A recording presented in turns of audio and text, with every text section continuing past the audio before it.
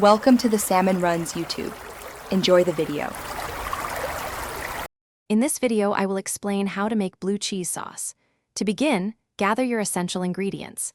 You'll need about 1/2 cup of your favorite crumbled blue cheese, which is the star of our show.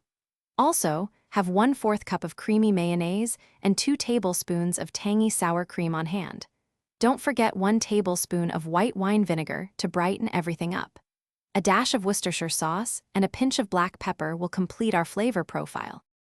Now, let's start building our delicious sauce.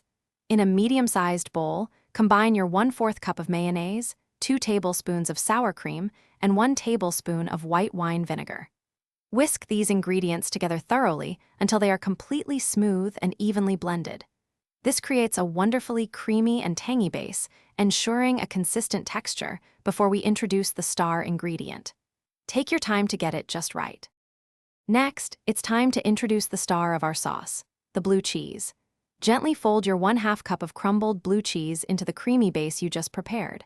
Add about 1/2 teaspoon of Worcestershire sauce for an extra layer of savory depth, and season with 1/4 teaspoon of freshly ground black pepper. Mix everything until the blue cheese is evenly distributed, but still has some texture. This ensures every bite is bursting with flavor. Finally, let's perfect our blue cheese sauce. Give it a taste and adjust any seasonings like salt or pepper to your preference. For the best flavor, chill the sauce in the refrigerator for at least 30 minutes.